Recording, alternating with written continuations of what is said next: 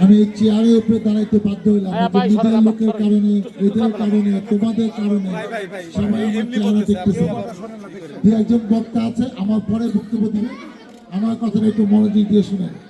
বিসমিল্লাহির রহমানির রহিম। আজকে এই চাপাইনে আমাদের আজকের প্রতিসভা সম্মানিত সভাপতি উপস্থিত আছে সাভার ইউনিয়নের বারবার নির্বাচিত সাবেক চেয়ারম্যান যারা গোলাম মোস্তফা, উপস্থিত বিএনপি অঙ্গ সংগঠনের বিভিন্ন পর্যায়ের নেতৃবৃন্দ, উপস্থিত এলাকার মুরব্বিয়ান ভাই ও বোনেরা, আসসালামু আলাইকুম। এই কোনা থেকে সরুন, এই যে কয়েকজন মুরব্বী আছে দেখতে পাচ্ছি, আরো সরুন, আরো সরুন। আগে কথা শুনবে না, তোমার ছবি ইম্পর্টেন্ট, আমি বুঝি না। আগামী 12ই ফেব্রুয়ারি 2026 আমাদের সেই মহেন্দ্রক্ষণ। কেন মহেন্দ্রক্ষণ?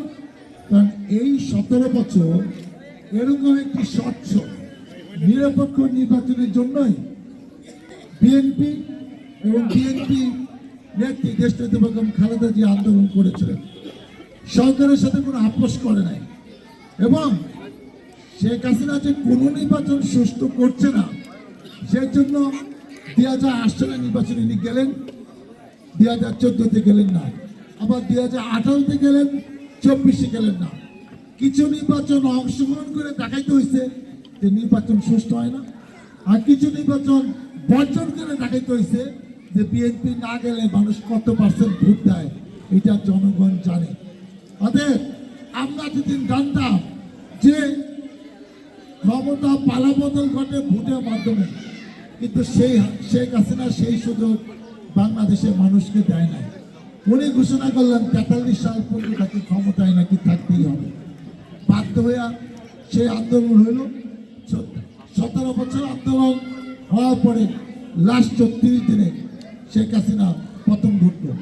কিন্তু এর জন্য কিন্তু আমাদের কম কষ্ট করতে হয় নাই, কম রক্ত দিতে হয় নাই। 1400 ছাত্র শ্রমিক জনতা শহীদ হয়েছে, 24,000 ছাত্র শ্রমিক জনতা অসুস্থ হয়েছে, পঙ্গু হয়েছে, এক হাত নাই, এক পা নাই, দুই হাত নাই, দুই পা নাই, এখনো অসুস্থ।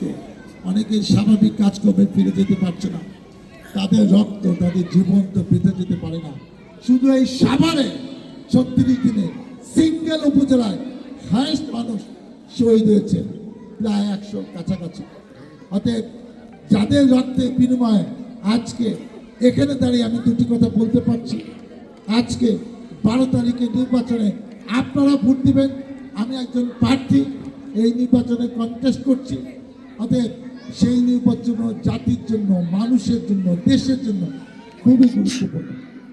আমার ভোট আমি দেব, যাকে ইচ্ছা তাকে দিব। আমার ভোট আমি দিব, যোগ্য প্রার্থী দেখে দিব। অতএব সেই নির্বাচনে আপনাদের মধ্যে কিন্তু বিশাল দায়িত্ব আছে। আমরা সবাই চেয়েছিলাম আপনারা যারা মুরব্বীরা এত বছর অপেক্ষা করেছেন, এরকম একটি সুষ্ঠু নির্বাচনে ধানের শীষ প্রতীকে ভোট দিয়ে বিএনপি প্রার্থী এবং দেশে যাতে বিএনপি রাষ্ট্র ক্ষমতায় আসে, সেই সুযোগ আসলো। কিন্তু আমাদের প্রিয় নেত্রী মরহুম দেশনেত্রী বেগম খালেদা জিয়া উনি আজকে আমাদের মাঝে নাই। আমরা চেয়েছিলাম আমাদের দলীয় নেতাকর্মীরা উনি জীবন দশায় দেখে যান যে তার স্বামীর হাতে গড়া এই দল এখনো মানুষ অনেক পছন্দ করে। এখনো বিএনপি ধানের শীষ গ্রামের মানুষে, শহরের মানুষে, যারা নামাজ পড়ে, যারা দেশকে ভালোবাসে, যারা সৎ পথে চলে, যারা মহিলারা দেশ সুন্দরভাবে পরিচালিত, তারা সবাই খালেদা জিয়াকে পছন্দ করেন। তা মনোনীত প্রার্থীকেই অতীতে বিভিন্ন নির্বাচনে ভোট দিয়ে দলকে ক্ষমতায় এনেছে। এই সাভারে আমাকে 96-এ এবং 2001-এ ভোটের মাধ্যমে আমাকে নির্বাচিত করেছিলেন। এটি আমার পঞ্চমবারের মতো নির্বাচন। বিগত সময় আমাকে 53টি মামলা নিয়ে কোর্টের বারান্দায় ঘুরতে হয়েছে, আমাকে 3 বার জেল খাটতে হয়েছে, কিন্তু দেশ থেকে কোথাও যাইনি। হয় জেলে ছিলাম, না পালিয়েছিলাম, কিন্তু বাংলাদেশে ছিলাম।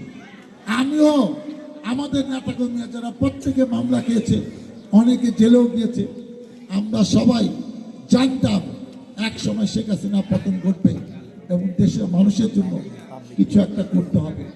আমি 2 বার সংসদ সদস্য ছিলাম, আমি সরকারি চাকরি করে বিসিএস পাস করে চাকরি করেছি, সেই চাকরি বাদ দিয়ে আমি রাজনীতি করি, এমপি হয়েছি। এটি আমার পঞ্চমবারের মতো নির্বাচন। আমার বাবাও এমপি ছিল। দেশ থেকে যেহেতু পালায়ে যায় না, এবার এমন কিছু কাজ করতে হবে। এমপি তো আগেও ছিলাম, তাহলে এখন এমপি আমার লাভ কি? এখন এমপি হতে হবে। জনগণ যেটা 17 বছর কষ্ট করেছে, জুলুম নির্যাতন সহ্য করে বেঁচেছিল, অপেক্ষা ছিল যে দেশে কবে শান্তি আসবে। জনগণের সেই শান্তি আনার জন্য ভোটের মাধ্যমে আমি নির্বাচিত হয়ে আপনাদের কল্যাণে কাজ করব। আমার কয়েকটি এজেন্ডা আছে, যেগুলো আপনি ইতিমধ্যে শুনেছেন। আজকে আবার নতুন করে বলি, আমি 100 দিনের কর্মসূচি ঘোষণা করেছি। তার মধ্যে মাত্র 2-3টা বলবো যেটা আপনার এলাকার সাথে সম্পর্কিত। 1 নম্বর, আমি নির্বাচিত হইলে আমি দেখতে চাই না এই চাপাইনে কোথাও মাদক ব্যবসায়ীরা আর মাদক ব্যবসা করতে পারে। এইটা ঢাকা 19-এর 1 নম্বর সমস্যা। যারা যুব সমাজকে ধ্বংস করতেছে, একটা ভালো স্টুডেন্ট কি মাঝারি স্টুডেন্ট তাকে মাদক ব্যবসায় জড়িত করে তাকে টাকা কামানো একটা পথ করে দিছে, কিংবা সে মাদক সেবন করে তার স্বাস্থ্যে অবনতি করে সে ধুকে ধুকে মৃত্যুর দিকে এগিয়ে যাচ্ছে। একটি পরিবারের একটি সন্তান যখন ধ্বংস হয়ে যায়, নীতি নৈতিকতা বাদ দিয়ে মাদক ব্যবসায়ীদের সাথে তার সম্পর্ক হয়ে যায়, সেই বাবা মা বুঝে কিন্তু কোনো ব্যবস্থা নিতে পারে না। কয়েকদিন পর পর বাবা মাকেও চাপ দেয়, আমাকে টাকা দাও, টাকা দাও, আমি টাকা নিয়ে মাদক সেবন করব। অতএব এই যে যাদের উপর আল্লাহর গজব নাজিল হবে এবং যাদের এই টাকা দিয়ে কোনো বরকতময় কাজ হবে না, তারা হয়তো বুঝতেছে না পুলিশের ছত্রছায়ায় তারা যে ব্যবসা অতীতে করেছে, এখনো আমাদের কোনো পরিচিত লোক তাদেরকে সেইটা দিলেও দিতে পারে। আমি হুঁশিয়ারি দিয়ে দিচ্ছি যে এখনো যারা এই ব্যবসার সাথে জড়িত, খালি 12 তারিখে নির্বাচনটা চেয়ে নেই, তারা এই এলাকায় থাকতেও পারবে না, এই মাদক ব্যবসা করতে পারবে না, সেইটা দিয়েও তাদের লজ্জা করতে পারবে না। আমরা এমন ব্যবস্থা নিব এবং তাদের যারা শেল্টার দেয় তারা আমাদের আশেপাশেও থাকবে না, তারা মঞ্চেও থাকবে না, তারা বক্তৃতাও দিতে পারবে না এবং তারা বিভিন্ন পদ পদবি নিয়ে ডাটে ফাটে হুন্ডায় ঘুরতেও পারবে না। আপনারা আমরা অনেক কিছু জানি চিনি, আপনারা নাম ঠিকানা জোগাড় করেন, 12 তারিখের পরে আমাকে দিয়ে পুলিশ কি শেল্টার দিব, তার আগে তাদের বাড়িঘর তাস করে যারা দিনে দুপুরে কিংবা সন্ধ্যার পরে রাত 10টা পরে আমাদের মা বোনদের কাছ থেকে মোবাইল ছিনতাই করে নিয়ে যায়, টাকা নিয়ে যায়, তাদেরকে সুযোগ পেলে বেজ্জতি করে, অপমান করে, লাঞ্ছিত করে, তাদেরকেও এলাকায় থাকতে দিব।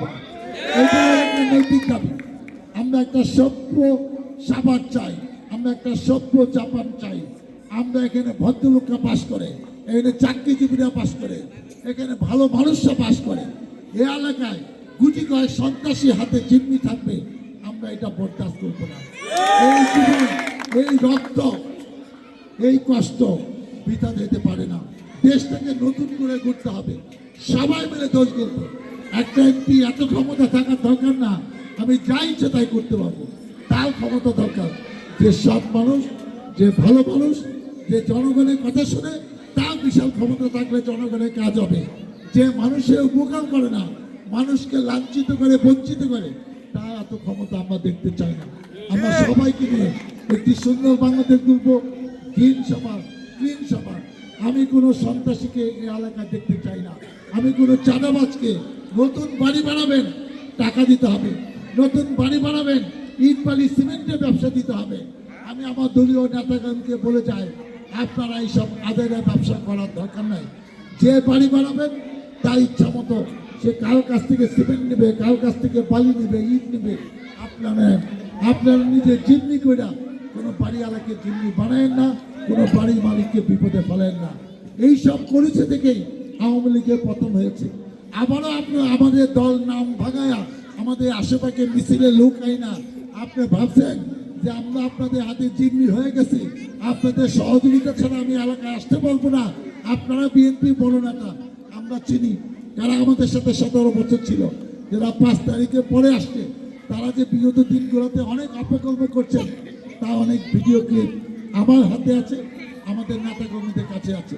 আমি আপনার বললাম এই এলাকায় অনেক মুরব্বী, অনেক ব্যক্তি আছেন, আপনারা খালি তালিকা করেন, লিস্ট করেন, বাপের নাম, বাসার ঠিকানা জোগাড় করেন। 12 তারিখের পরে এই মাদক, চাঁদাবাজ, সন্ত্রাসী, চিন্তাকারী এদের বিরুদ্ধে যুদ্ধ ঘোষণা শুরু হবে এই চাপান থেকে। আমি আপনাদের দোয়া চাই, আপনাদের সহযোগিতা চাই, আপনাদের সমর্থন চাই, আপনাদের কাছে ধানের শীষে ভোট চাই। আপনাদের ভোটে নির্বাচিত হয়ে আমি রাস্তাঘাট, শিক্ষা প্রতিষ্ঠানের ভবন, মসজিদ, মাদ্রাসার উন্নয়ন এবং যেসব সমস্যার কথা বললাম সেই সব সমস্যার সমাধান করা, আপনার ভালোবাসা নিয়ে, আপনার আস্থা অর্জন করা, আপনাদের কল্যাণে, আপনাদের পাশে থেকে এই এলাকার জন্য উন্নয়ন করতে পারি, আপনাদের শান্তিতে এই এলাকায় বসবাস করার সুযোগ দিতে পারি। মহান আল্লাহ তাআলা আমাকে যেন সেই সুযোগ দেয়। আল্লাহ হাফেজ। বাংলাদেশ জিন্দাবাদ। তারেক রহমান জিন্দাবাদ। শহীদ জিয়া অমর হোক, খালেদা জিয়া অমর হোক। আমরা 10 মিনিটের মধ্যে মিটিং শেষ করব।